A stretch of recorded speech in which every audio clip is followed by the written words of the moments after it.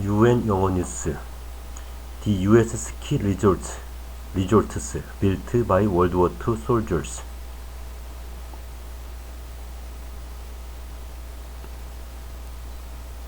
After fighting Hitler's men in Europe, an elite division of mountain fighters returned to the US to popularize skiing across the country. Located 100 miles west of Denver, the Colorado ski town of Vail is set in a bowl-like valley beneath the surrounding mountains, with cobblestone streets and overflowing flower boxes that wouldn't look out of place in an alpine village. Today, the town's slopes attract hundreds of thousands of skiers every year to what many consider to be the U.S. quintessential ski resort. But few know that were it not for veterans of World War II Mountain Warfare Division, this town and many others like it across the country may never have existed. It all started with a meeting in a Vermont ski lodge in 1938.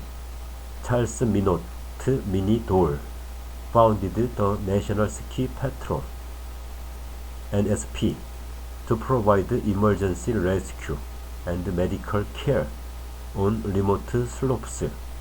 The following year, Dole watched as outnumbered Finnish troops on skis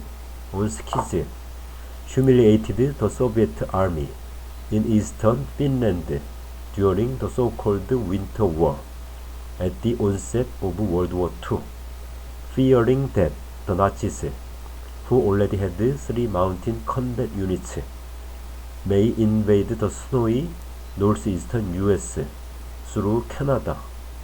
Dole lobbied the U.S. War Department to create a unit equipped to fight in harsh, wintry terrain. In 1943, the U.S. Army established the 10th Mountain Division, the U.S. only combat unit dedicated to alpine warfare. The War Department recruited the NSP to help train the new unit, in addition to recruiting professional mountaineers and skiers from the NSP's ranks. The division attracted non-traditional soldiers, including champion skiers from New England colleges and ex-athletes with no ski experience, who took up the fight against the Nazis.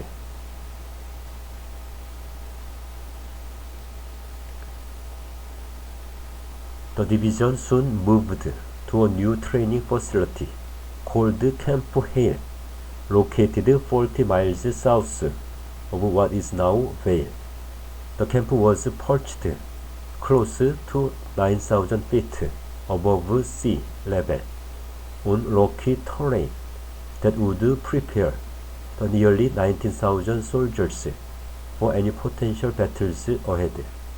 According to Mackay Jenkins, author of The Last Ridge, the epic story of America's first mountain soldiers and the assault on Hitler's Europe, soldiers practiced downhill ski runs, spent hours cross-country skiing, and embarked on multi-day hikes through the high-altitude setting as part of their training. The Nazi invasion on US soil never came, but as the war continued, the 10th Division traveled to Italy's steep Apennine Mountains in 1945, where soldiers used their training to combat Germans stationed atop the jagged peaks.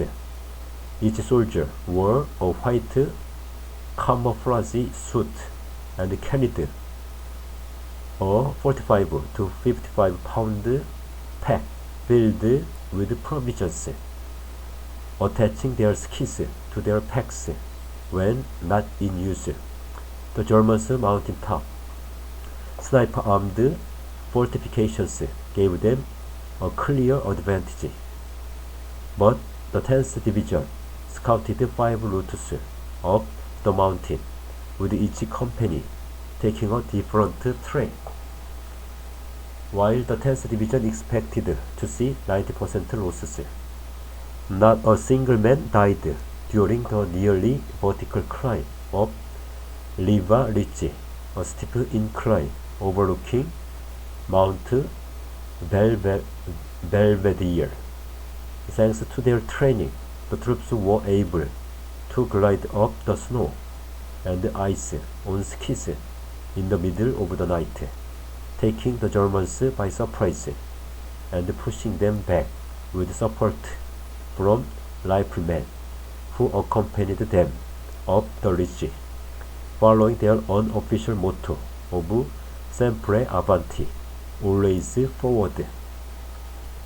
The Battle of Riva Ridge helped the US take the important Axis encampment near Mount Belvedere. But as the Germans carried out a counterattack after US soldiers skied and climbed up the mountain, 213 American soldiers were killed and another 782 wounded from the 10th Division and the supporting infantry divisions. By the end of the war, the 10th Mountain Division suffered one of the worst losses of any group, losing nearly 1,000 of its nearly 90,000 soldiers. Yet their overall impact in World War II was significant.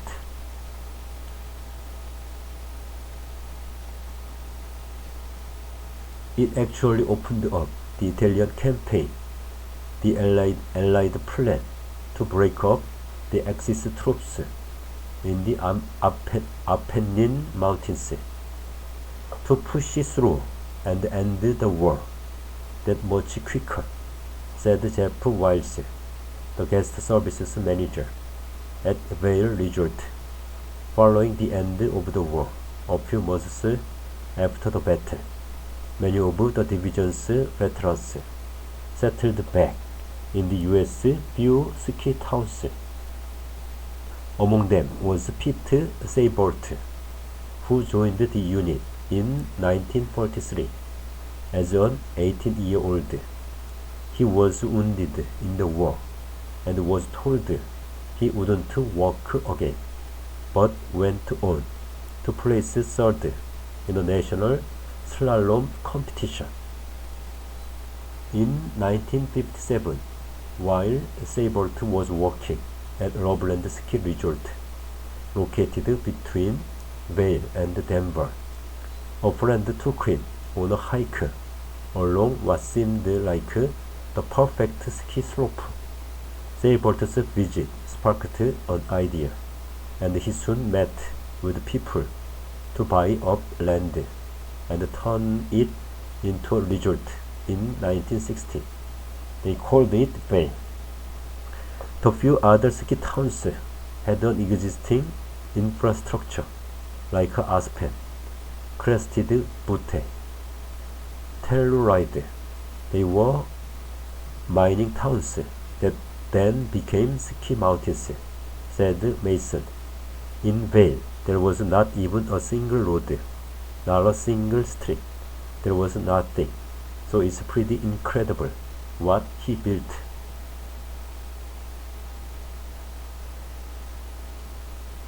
Seibert was in good company in the newly formed resort town.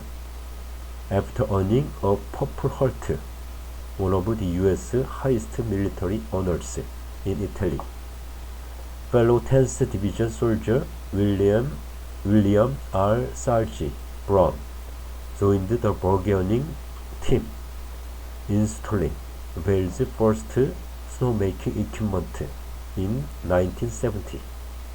Every other person that you met some guy that owned a ski shop, the bar, everybody was a Tenth Mountain guy back in the day, especially in Vail, because there they could get in on the ground, because the resort was so new, said Jennifer Mason, executive director of the Colorado Snow Sports Museum, which has exhibits on the 10th Mountain Division and Vail's history.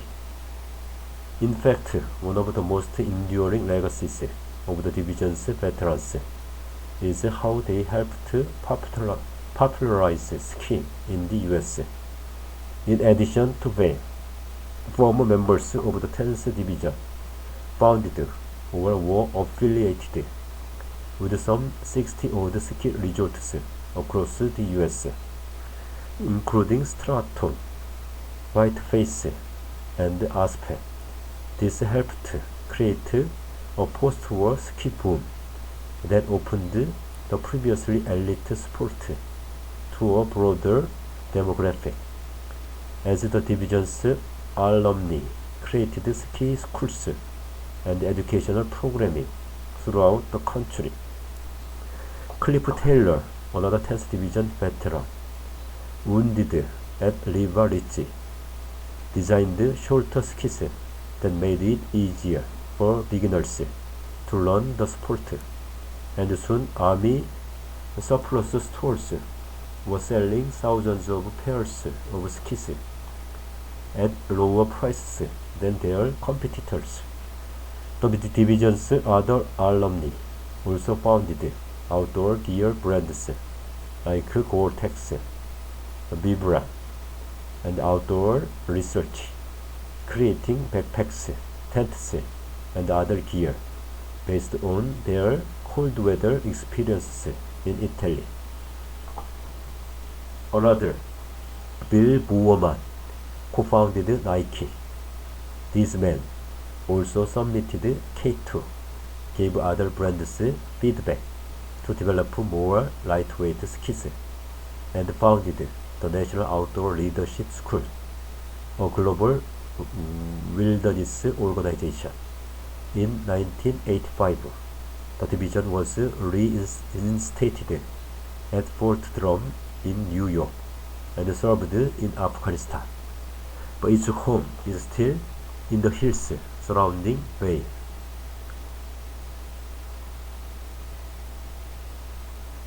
Today, Vail is now arguably the US most famous ski resort, and Seabolt remained at the helm of it until 1977. But the connection with the 10th Mountain Division continues to this day, with the resort celebrating its 60th anniversary in December 2022. A statue of a soldier in the division's trademark white camouflage was dedicated in Vail Village in 1997, and the whiskey distillery in the town was named in honor of the division in 2016. On the slopes, runs like River Ridge and Minnie's Mine are nodes to the unit. The 10th restaurant, located halfway up the mountain, honors the soldiers via a series of informational panels with QR codes that educate skiers on Vail's World War II connections. The resort also has a legacy weekend every February, which is centered around the anniversary of the Battle of River Ridge, with the landing of a Black Hawk helicopter and a torchlit ski parade. The parades continue seasonally through the Friday Legacy Days, when skiers don white jumpsuits like the men of the 10th Mountain Division wore in Italy, as well as World War II era skis, replica rifles, and helmets. Division veteran Fritz Benedict also created the 10th Mountain Hut Association, a series of backcountry huts for hikers, skiers, and snowshoers,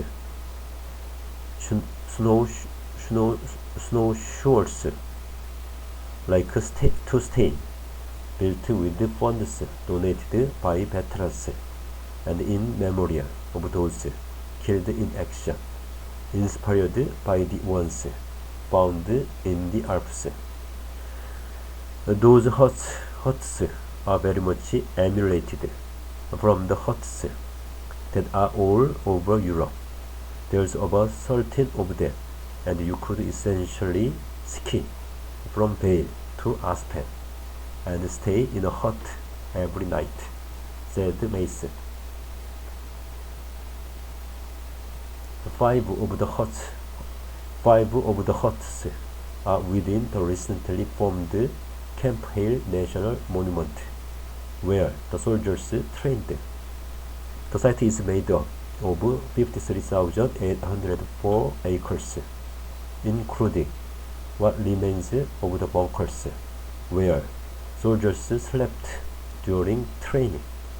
Visitors can explore more than 80 miles of hiking trails and take part in backcountry skiing and camping, and a granite monolith at Tennessee Pass above the camp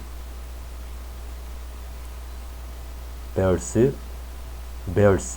the names of the division's fallen soldiers.